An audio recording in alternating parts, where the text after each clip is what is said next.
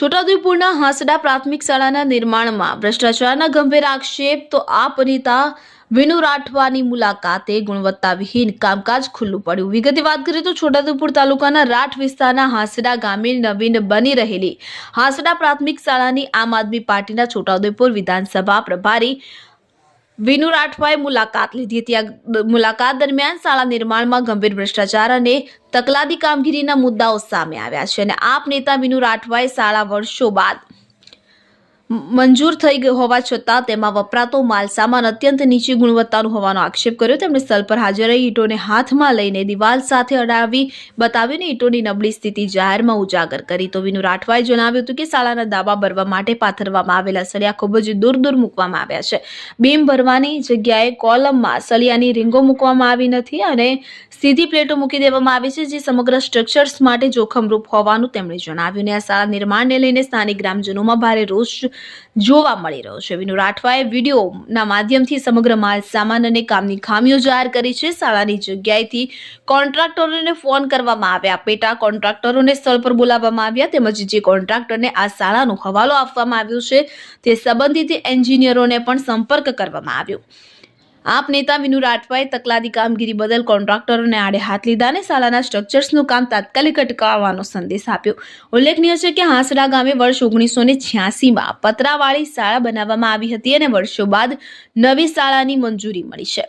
તેમ છતાં આ નવી શાળામાં પણ તકલાદી કામકાજ થતું હોવાના આક્ષેપોએ ગંભીર સવાલ ઉભા કર્યા છે। વિનુ રાઠવાએ પેટા કોન્ટ્રાક્ટરને બોલાવી શાળાના તમામ માલ સામાનની તપાસ કરાવી, જો કે પેટા કોન્ટ્રાક્ટરે કેમેરા સામે આવવાનો ઇનકાર કર્યો હતો અને આપ નેતા વિનુ રાઠવાએ વધુમાં આક્ષેપ કર્યો કે ધાબામાં વપરાતા સળિયા 14 ઇંચથી વધુ અંતરે મૂકવામાં આવ્યા છે, જેનાથી આદિવાસી બાળકોનો જીવ ગમે ત્યારે જોખમમાં મુકાઈ શકે છે। અને આ દરમિયાન ગ્રામજનો વચ્ચે વિનુ રાઠવાએ પૂર્વ શિક્ષણ મંત્રી તથા આદિજાતિ મંત્રી કુબેર ડિંડોર સામે પણ આકરા શબ્દોમાં હુંકાર ભરી જવાબદારી નક્કી કરવાની માંગ કરી હતી। આજે અમે અહીંયા છોટાઉદેપુરના અંતરિયાળ વિસ્તારના હાંસડા ગામે ત્યાંના સ્થાનિક લોકોની એક ફરિયાદ હતી કે ભાઈ અમારા ગામની અંદર સ્કૂલ બને છે તો સ્કૂલની અંદર મટીરિયલ હલકી કક્ષાનું વાપરવામાં આવે છે અને સાહેબ સળિયા પણ પૂરા પાથર્યા નથી વ્યવસ્થિત। તો કાલનો ફોન હતો, કાલે પછી અમે કામમાં હતા, આવી શક્યા નહીં, પણ આજે અમે તરત ત્યાં સ્થળ ખાતરી કરી અને નિરીક્ષણ કર્યું ત્યારે અમે બધું જોયું ત્યારે ઘણી જગ્યાએ સળિયા પૂરા બાંધ્યા નથી, સળિયાને પણ ખાઈ ગયા છે આ લોકો કોન્ટ્રાક્ટરો। અને અહીંયા જે હલકી ગુણવત્તાવાળું મટીરિયલનો ઉપયોગ કર્યો છે, આ સિમેન્ટની ઈંટો છે, ઈંટો પણ એવી છે કે ભરભર આમ પકડે તો હાથમાંથી પછી ભરભર થઈ જાય છે, એટલું બધું હલકી કક્ષાનું મટીરિયલ વાપરવામાં આવ્યું છે। અહીંયા જે હાંસડા ગામની અંદર આ છોટાઉદેપુર જિલ્લા શિક્ષણ સંચાલિત 1986માં જ્યારે સ્કૂલની સ્થાપના થઈ હતી, ત્યાર પછી અહીંયા જે પતરાની સ્કૂલ આજ દિન સુધી જર્જરિત હાલતમાં પડી છે અને આ સ્કૂલની અંદર બાળક બેસવા માટે પણ તે જગ્યા નથી। તો આવા સંજોગોની અંદર અહીંયા જ્યારે સ્થાનિક લોકોની માંગ હોતી હોય કે આ વિસ્તારના બાળકોનું ભવિષ્ય સુધરે, અહીંયા સારું શિક્ષણ મળે, એના માટે લોકોની માંગ હોતી હોય છે, ત્યારે અહીંયા ઓરડો બનાવવામાં આવ્યો છે। જિલ્લા શિક્ષણ સમિતિ સંચાલિત દ્વારા જ્યારે ઓરડા બનાવવામાં આવ્યો છે, એ ઓરડાની અંદર અહીંયા પાણી પણ નથી સાટ્યું। અમે પૂછ્યું પેલા આપણે જે મિસ્ત્રી છે, હું તો કામ કરું છું, હું મિસ્ત્રી છું, મને આ કામ એટલું કરું છું, પણ કોન્ટ્રાક્ટ કોણ છે કે ફલાણા ભાઈ છે, એન્જિનિયર કોણ છે તો ફલાણા ભાઈ છે, અહીં કોઈ છે નહીં। અમે ફોન કરીને આવ્યા, એમને પણ મેં કીધું એમને બોલાવી લો, અમે એમની સાથે વાતચીત કરીએ, એમની પાસે એસ્ટિમેટ પ્લાન માંગીએ, પણ મિસ્ત્રી બિચારા એકલા આવ્યા, એને કંઈ ખબર પડતી નથી, કોઈ કાગળ પણ નથી અમારી પાસે। પણ અમે જોયું ત્યારે હલકી ગુણવત્તાવાળું મટીરિયલ છે અને અમે બધું નિરીક્ષણ કર્યું છે। ખરેખર આજે શિક્ષણની જ્યારે બહુ મોટા પાયે વાત થતી આખા ગુજરાતની અંદર, આદિવાસી વિસ્તારની અંદર જ્યારે બાળકોને ભણવા માટે ઘણો બધો મોટો પ્રશ્ન થતો હોય છે, ત્યારે અમે ઘણીવાર એમ કહીએ છીએ કે આટલા કરોડો રૂપિયા ફાળવે છે, તમે શિક્ષણ નહીં ખાઈ જાઓ છો, લોકોને આ વિસ્તારના શિષ્યવૃત્તિના રૂપિયા ખાઈ જાઓ છો, લાખો કરોડોનો ભ્રષ્ટાચાર પર ભ્રષ્ટાચાર। આજે એવું લાગી રહ્યું છે કે છોટાઉદેપુરની અંદર આજે આ જે કોન્ટ્રાક્ટરોને અધિકારીઓને સરકાર એમને છે અને ખુલ્લેઆમ ભ્રષ્ટાચાર કરવા માટે એવું લાગી રહ્યું, સર્ટિફિકેટો આપી દીધા છે એવું લાગી રહ્યું છે। એટલે અમે કહીએ છીએ કે આ સારી ગુણવત્તાવાળું કામ કરે, સારી સ્કૂલ બને, અમારા બાળકને ભવિષ્યની અંદર અહીંયા 1986 પછી આ જે સ્કૂલ મળતી હોય તો અહીંના બાળકને આજે પાણી ટપકે છે તો આના માટે નવું બિલ્ડિંગ બનાવે છે. એ બિલ્ડિંગની અંદર આજે ભ્રષ્ટાચાર. તો શું કરવાનું શું છે? આજે શિક્ષણની વાત હોતી હોય છે, મોટી મોટી વાતો કરે સરકાર, વિશ્વગુરુની વાતો હોતી હોય છે. આજે અંતરિયા આદિવાસી વિસ્તારના બાળકો માટે આ ઢાબુ પડી જાય, કાલે હળિયા નહીં નાખે તો અહીંના વિસ્તારના જે બાળકો અહીંયા ગામના છે એ કાલે દબાઈ જાય, મરી જાય. એના માટે તમે બનાવો છો કે શિક્ષણ સારું મળે એના માટે તમે બનાવો છો? એટલે અમારી આગ્રહ છે. અહીંના ગામ લોકોની માંગ હતી, અમને બોલાવ્યા અને મેં કીધું એટલે મેં તપાસ લીધી. અહીંયા શિક્ષણ સમિતિના જે ચેરમેન છે એમને અમે કહેવા માંગીએ છીએ તમારું આવું શિક્ષણ આજે કુંવરભાઈ ડિંડોર મોટી મોટી વાતો કરે, મંત્રીઓ આવે છે, અમે શિક્ષણની વાતો કરે છે. આજે શિક્ષણમાં ભ્રષ્ટાચાર પર ભ્રષ્ટાચાર થાય છે. આજે અહીંના શિક્ષણ અધિકારીને અમે કહીએ છીએ તમે પોતે જાતે નિરીક્ષણ લીધું છે? તમે સ્થળ ખાતરી કરી છે? તમારો એન્જિનિયર ક્યાં છે? તમારો કોન્ટ્રાક્ટ ક્યાં છે? તમે કોઈ દિવસ જોવા આવ્યા છે શિક્ષણ અધિકારી? અહીંયા તપાસ કરે શિક્ષણ અધિકારી જાતે આવીને તો જ આ સ્કૂલ ચાલુ થશે. બાકી આ કામ અત્યારે બંધ કરવામાં આવશે. અને અમારી માંગ છે સારી સ્કૂલ બને, કાં તો આખું ઢાબુ તોડીને નવેસરથી પાછું બિલ્ડિંગ બનાવે. આ અમે નહીં ચલવી લઈએ. એટલા માટે બધા સમગ્ર લોકોની પણ માંગ છે. અમારી માંગ છે સરકાર પાસે કે આનું સારી રીતે કામ થાય અને અમારા વિસ્તારના બાળકોનું ભવિષ્ય સુધરે. ગામ હાસડા ફળિયું નિશાળ ફળિયું. અમારી સ્કૂલમાં જો ઘણા વર્ષોથી અમારી માંગ હતી સ્કૂલની, માન આવી ને માન સ્કૂલ આવી તે આવું કામ કરે છે. આપણે આવું કામ નહીં કરવા દેવામાં આવે છે. શું પ્રોબ્લેમ છે? પ્રોબ્લેમ કે સળિયા આટલા 18 ઇંચ કે 16 ઇંચનું સેન્ટર નહીં ચાલે. એમાં કદાચ પડી ગયું તો કોણ જવાબદાર રહે? ઈંટો કેવી છે? ઈંટો તો હાવ એકદમ પેલું જ છે. એટલે આવું કામ કરે તો નહીં ચાલે ને. તમારું નામ? માન સ્કૂલ આવી એમાં બી પેલું એ કરે તો પછી વારંવાર આ સ્કૂલ આવે તમે માનો 5 વર્ષમાં પાછું પાણી ગળશે તો કોઈ પાછી 5 વર્ષમાં અમને પાછી કોઈ આપે નહીં. અમારી આની માંગ છે કે સારું કરે કામ અને છોકરાનું ભવિષ્ય સુધરે. અમારી એટલી જ માંગ છે. તમારું નામ? મારું નામ રમેશ રાઠવા. આ સ્કૂલ બને છે એમાં મટીરિયલ સારું નથી અને અમારે જો આ બાજુમાં દેખાય છે સ્કૂલ, એના 20 વર્ષ થયા ને ડેમસ બતાવે છે. પાણી ગળે છે.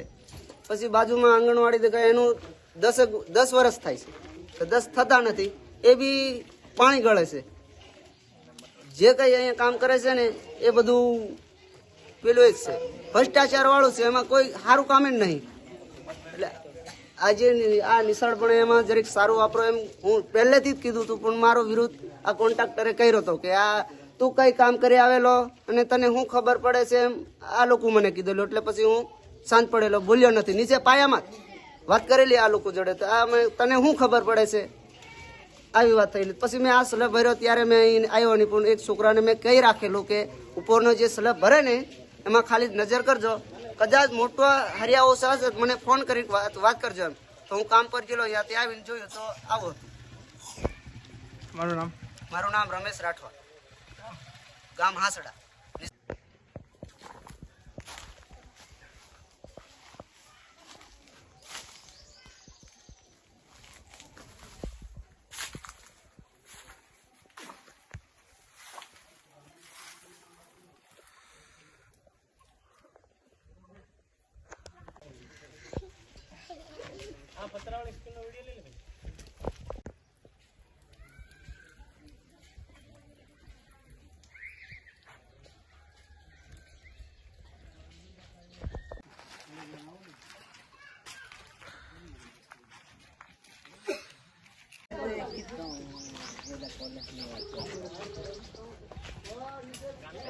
હાજી નમસ્કાર.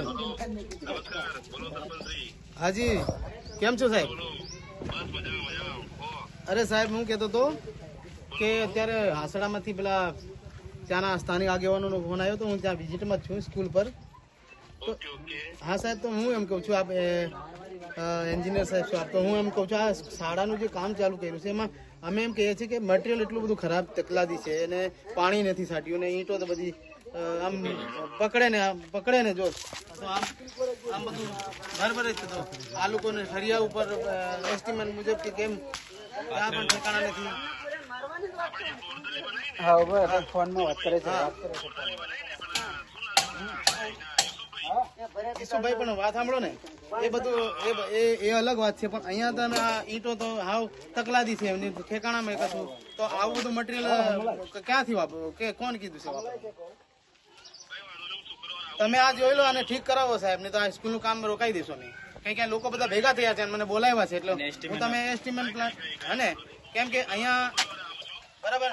હા હા, કેમ કે અમે આવીએ, તમે આવો ને અમે આવીએ રૂબરૂ, બરાબર, અને રૂબરૂ મળીએ અને આપણે નિકાલ લાવો નહીં, બરાબર. કેમ કે અહીંયા શું છે, કાલ કરીને કશું થશે ને સાહેબ, તો છોકરા બધા મરી જાય, બધું સ્કૂલ ઢાબુ પડી જાય.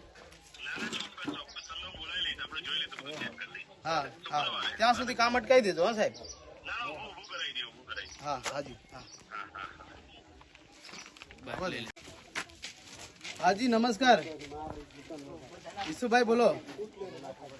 ઈસુભાઈ, આ જે સ્કૂલનું જે કામ ચાલે છે હાસડામાં, કયા વિભાગમાંથી છે? શિક્ષણ વિભાગ. એટલે તાલુકા કે જિલ્લા લેવલે? જિલ્લા શિક્ષણ અધિકારીમાં આવે. કોણ આવે છે? એન્જિનિયર કોણ છે? મિલિન નો ફોન આપો ને. આ બધું તમે જોવો તો યાર ઈસુભાઈ, તમે કોન્ટ્રાક્ટ કામ રાખ્યું છે આમાં. ના ના, ડ્રોઈંગ નહીં, તમે મટીરિયલ દેખવાવો ઈસુભાઈ. મટીરિયલ તમે દેખવાવો, બધા માણસો ભેગા થયા છે. તમે કામ કરો, વાંધો નહીં, આ બાળકના ભવિષ્ય માટેનું, શિક્ષણ માટેની વાત છે, પણ તમે કામ કરો છો ડ્રોઈંગ પ્રમાણે, વાંધો નથી, અમને કોઈ વાંધો નથી. પણ આ તમે સાંભળો, સાહેબ ને એન્જિનિયર સાહેબ ને બોલો, આ બધું મટીરિયલ તો તમે દેખો ને કેવું છે. તમે જો જાતે આવીને અહીંયા ઉભા રહે ને આપણે વાત જોઈ લઈએ. એવું નહીં સુભાઈ, સાંભળો, તમે આવશો ને તો તમે પોતે પણ આપણે એવું લાગે, તમે આવો તો રૂબરૂ આપણે જોડે આપણે ઉભા રહીએ. કાલે આવશો કે પરમ દિવસે આવશો? હું તમે કે ત્યારે સાહેબ નો નંબર આપો ને, મિલિન સાહેબ નો આપો ને. આપો ને, હા આપો ને, જ આપો. ના ના, એ કરી દો બધું, હે ને, બધું આપો મને, એસ્ટિમેટ પ્લાન આપો. હા, અને સાહેબ નો નંબર આપો મને. ઓકે, કરો, હમણાં જ કરો. હા.